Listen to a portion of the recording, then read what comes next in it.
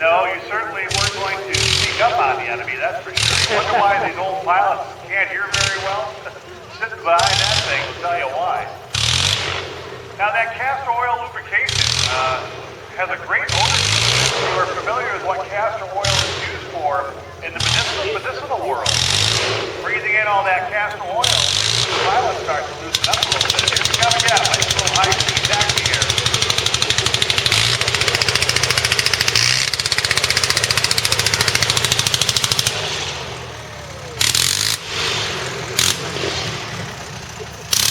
Our runway is out.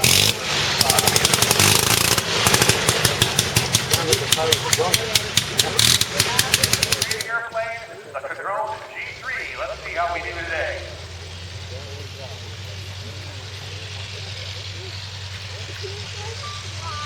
Sounds like she's running on 8 out of 9 cylinders to me. Enough to fly though.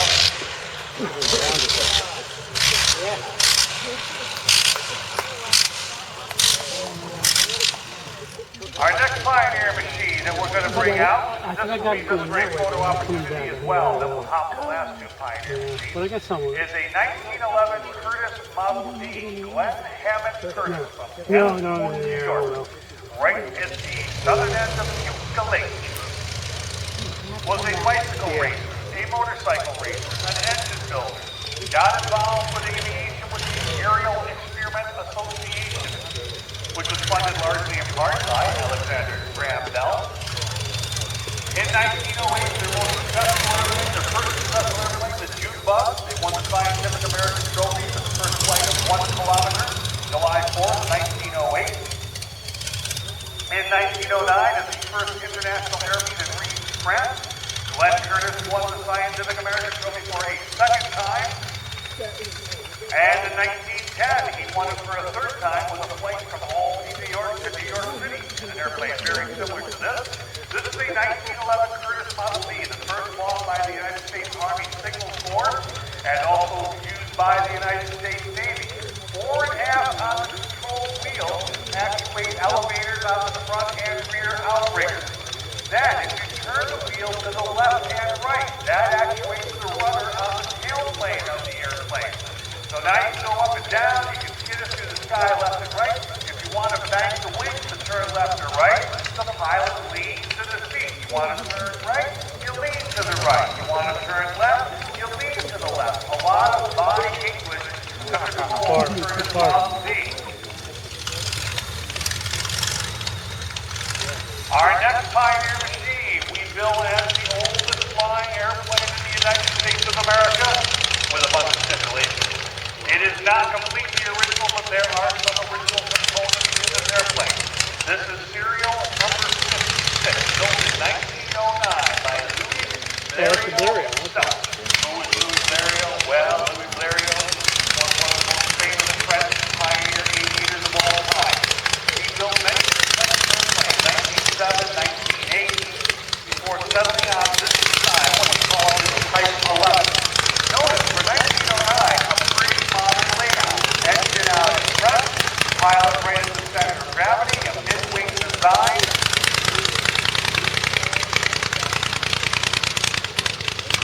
July 25th, 1909, Louis Blériot became the first aviator to fly across the English Channel.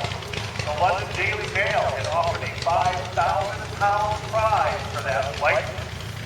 Other pilots had tried it, they weren't successful. Then in the early morning hours of July 25th, 1909, Louis Blériot took off an airplane almost identical to this, powered with a 3-cylinder, 35 horsepower on-body engine. Prone to overheating, Blériot took off from Calais, France, and about a half an hour later, flying through the midst of the fog over the English Channel, he crash-landed on the White Cliffs of Dover, one of the first successful endurance over-water flight of all time. Blériot became very famous. Everybody wanted a Blériot monoplane. He had orders for over 200 airplanes within a week and really did very well. This became the airplane by which everything else was judged. Probably the best flying pioneer airplane, the Blériot Type 11. Today, we're going to see if we can get it into soft ground a little bit. 5, 8, 10 feet is enough for us. Let's see how we're going to do. A little 35 horsepower on-body sounds pretty good. Get your cameras ready, not very high, not very far, not very fast. Let's see though if we can get the Blériot in the air today from 1909.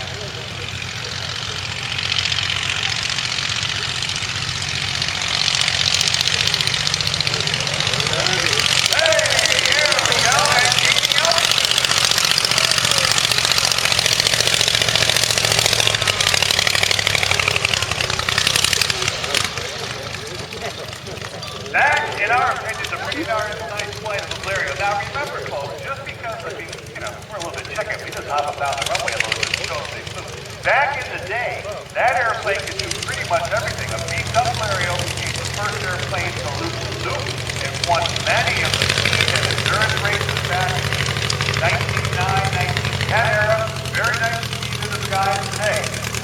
Our last Pioneer machine today, another French design brand, really one of the ATCs, probably the best airplane before World War I. I'm sure people would argue that, but they were really on it. France double low the ATCs before we did, that's for sure. This is a Rhinebeck monoplane. You notice the wings are very similar to the Blériot, but the body, the fuselage, completely different. And another very unique control system. These days, control systems are all universal. You can go from a Viper to a Cessna to a Moody to a Beechcraft, and the control systems are all pretty much the same. On this airplane, like many designers, they decided to build their own design system, whatever they thought worked the best. The pilot has two control sticks. With his right arm, well, they're going to go with his left arm. All right, let's take it from the top. There we go. Right arm is the elevator. We're going to have a class on control systems after this. With his left arm, we will show you the wing warp control system, where the wing bends to bend the airplane to the left or right, and then the rudder actuated by the rudder bar. So the pilot has a handful on this airplane. If he has two control sticks, you will hear him cutting the ignition on and off on this engine as well. It has a carburetor and throttle like a special engine. However, he's very reluctant to let go of either of the control sticks.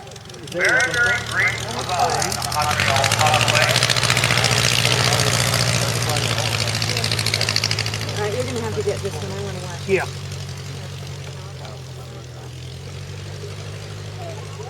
And with this little breeze on the runway and a little more powerful engine, by the way, this is powered with a very modern engine by our standards anyway. This is a 1939 50 horsepower Franklin engine, used in some of the early Cubs and Champs Taylorcrafts. This is a reproduction airplane built by Cole Palin and the staff at Old Rhinebeck many, many years ago.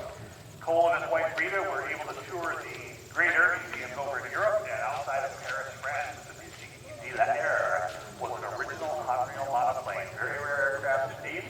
Cole Palin fell in love with that like he did with pretty much every airplane he saw, and came up with a very, very accurate reproduction. They were able to share the plans, they gave him access to the airplane for close-up photographs and sketches, and came up with a very, very accurate reproduction. Okay, the last of our Pioneer flights today from 1910. Let's see how the Rhinebeck is going to do.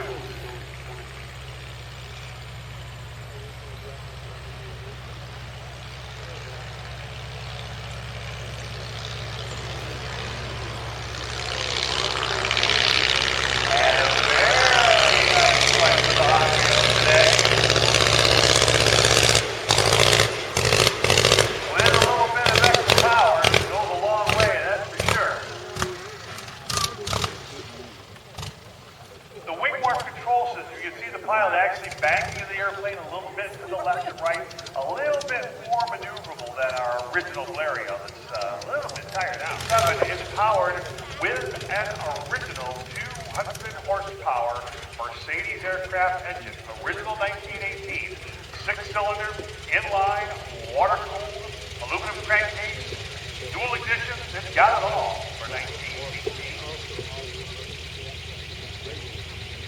So we'll get the D7 in the sky, followed by the triplane, and then the French Spad. We'll take the World War I aviation today. Of course, the airplane in World War I was used mainly for reconnaissance, sublight bombing missions.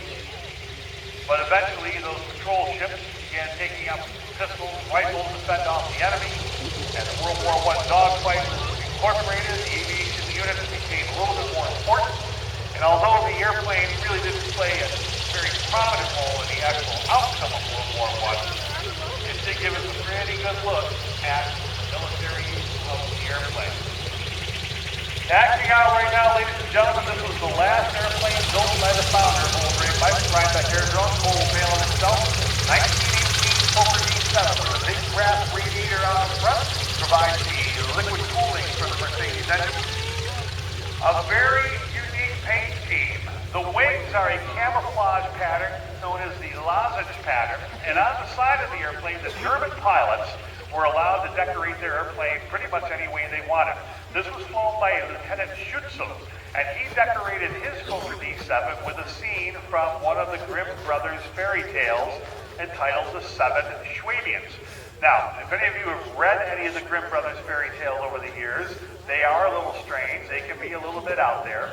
I won't go into the whole tale of the Seven Schwabians, but if you get a chance, look it up. It is a very strange story of 7 small people being attacked by a giant rabbit, and it gets very, very bizarre.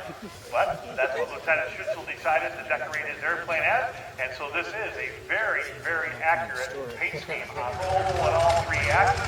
It turned up a pretty good rate of speed, had a great rate of climb, it could fly very slow as well.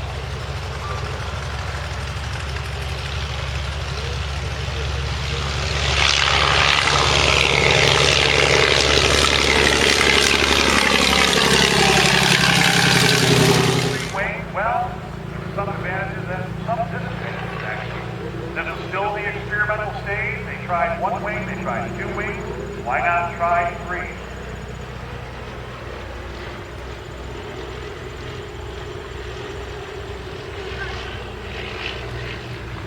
All right, here we go.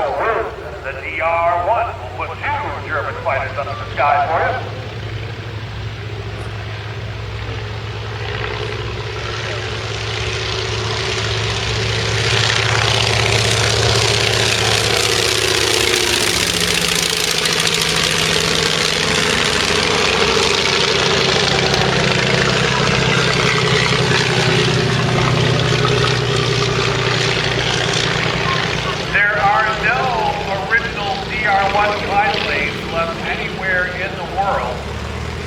They only built 320 of them.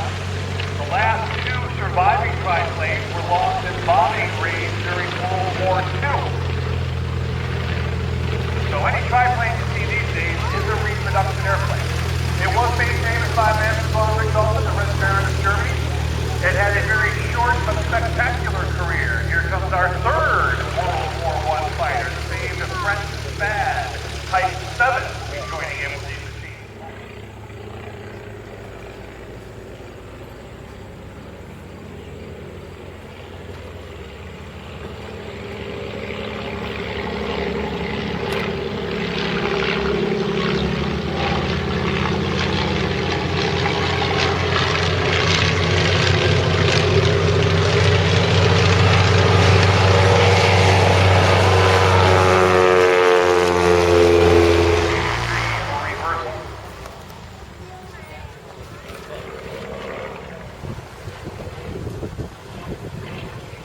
And about 140 of these airplanes came back to the United States that were tested down 1917, the famed Fokker DR-1 triplane.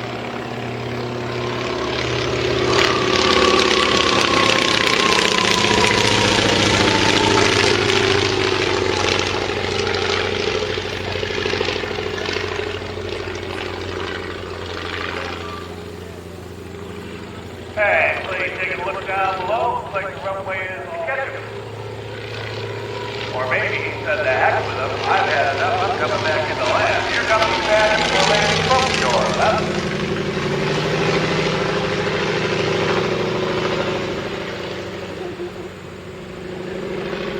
Notice the stat touches down 2 sets of thrust, 3 upper and lower wing.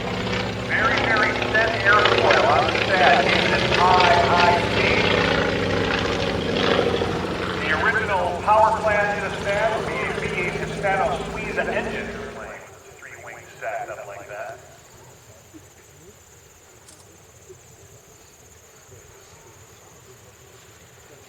Nice approach. He'll lead off as much of that airspeed as he can.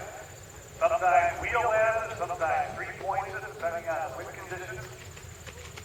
This time he gets set down, let that tail skid dig in. You can see him working that rudder. Trying to keep her straight, rolling out very, very nicely done. 3 World War I fighters out on the field today, folks. And all back down. And most original World War I airplane flying anywhere in the United States. The Curtiss Jenny could be considered the Model T of the skies. It was the first mass-produced airplane in this country and really helped establish the reality of aviation in the United States. Not many people in the United States have seen an airplane fly very much until after World War I. Unless you were around some of the big cities where the big flight exhibitions were taking place, small town America really didn't have much exposure to aviation in the first decade of flight, let's say. When the American aviators came back to the United States after World War I, there was no commercial aviation to speak of, a little bit of airmail work, a little bit of freight, but they were able to buy up these war surplus trainers. That's what the Curtiss Jenny was built for between 1914 and 1918. About 6,000 of these were built to train American pilots to fly.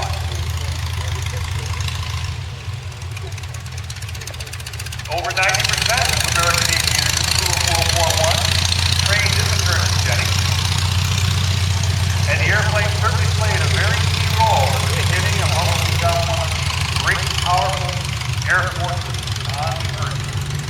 Our Curtiss Jenny today, in the colors of the United States Navy based out of Pensacola, Florida, home of the Blue Angels. And it was a Curtiss Jenny that was used on the first United States airmail back in May of 1918.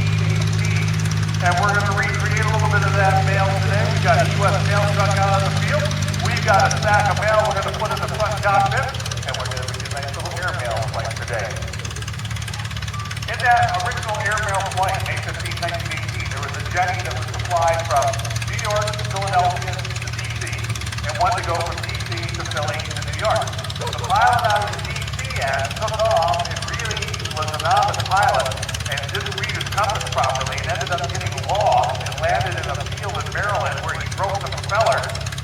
So that first airmail went by train. We're still working on it. They're getting better. As the Jenny taxis out, notice the struts, the wires, the struts on top of the wing, a lot of wire bracing in this airplane, which gave it a lot of drag. But it ran very well. It was a straight tandem airplane. It was flown solo from the rear. The student pilot would sit in the front, where the instructor in the rear would be breathing at him and roaring the engine out these different maneuvers to do. And really, the Jenny was the first aircraft that many Americans first saw close up, let alone fly it. Our mail truck, by the way, is a 1917 Columbia ambulance. Columbia, the predecessor of General Motors, as we know it today. Charles Lindbergh's very first aircraft, the Curtiss Jenny, that he bought in 1923 for $500. After the war, you could buy these up at ridiculously low prices. And they became the barnstorming aviators that flew all over the United States, introducing the American public to the thrill of flight. They'd circle over a little village, and everybody came running out, pointing up in the skies, and waving like mad. They knew that town had never seen an airplane before. They'd find a nice hay field close to town, land there, give the farmer a free ride, send a young kid to get fuel for the airplane. They'd start flying rides. Some of those barnstormers did fairly well. Throughout the early 1920s, the flying circuses were all over the United States. Eventually, they began to have some problems with the airplanes. They began to wear out. And in 1926, the federal government stepped into the picture and said, now you have to be a licensed pilot. Before that, you need to have a license to fly. Your airplane had to meet federal regulations. And some of these Jennies, or most of the Jennies, were pretty well worn out. So of the 6,000 or so that were built, there are only 6 left flying today. Very rare to see a Curtiss Jenny in sky. First used by the Army Signal Corps in 1916 for tactical operations in Mexico against Pancho Villa. All right, ladies and gentlemen, this airplane was flown unseen by Coldfield back in 1966. It flew here for 30 years. From 97 to 2000, it got a brand new restoration. And we're very proud to present it to you today. From 1918, ladies and gentlemen, Coldfield's original Curtis JN4, the infamous Jackie on takeoff roll.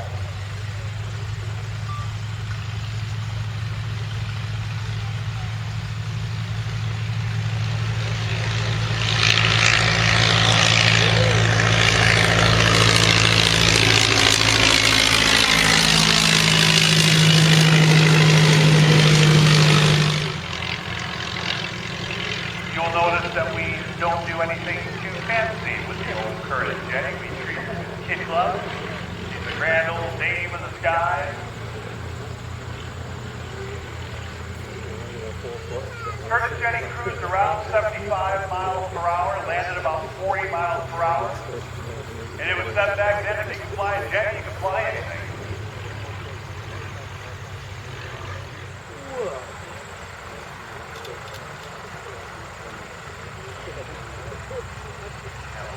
Power and lead that airspeed off. And a three-point landing. From 1918, ladies and gentlemen, and it was pride that we still fly Coldfield's original Curtis JN4. 28 with a Curtis V8 water-cooled engine, modified with a 6-cylinder Curtis Challenger radial, and then the final version is powered with this engine, the 5-cylinder Wright Whirlwind. You are going to hear one of the smoothest sounding radial engines of all time. Ladies and gentlemen, enjoy as Curtis Robinson takes to the skies.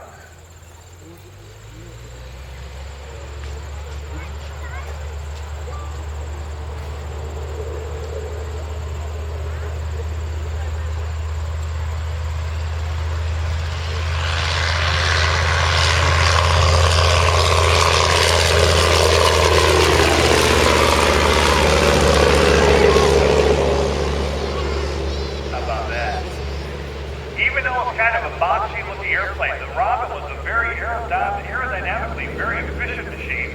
It was a 3-place airplane, a pilot in front, wicker bucket seats, 2 passengers behind, and a wicker bench seat.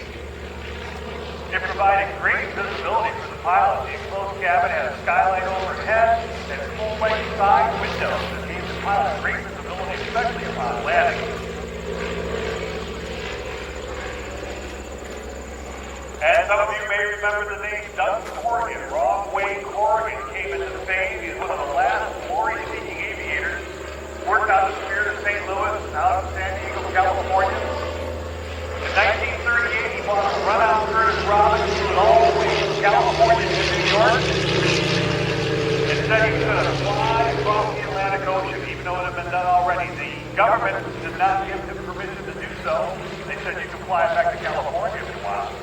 Instead, Doug Corrigan took off, heading west, made a 180-degree turn, and went all the way across the Atlantic Ocean. 28 hours later, he landed in Dublin, Ireland, stepped out of his airplane, and said, I just got in from New York, where am I? And the story goes, did he do it on purpose? Did he do it by mistake? Nobody will ever know. But Doug Corrigan told the story for many years. Ron Wayne Corrigan became a national hero in the ticker-tape parade in New York City.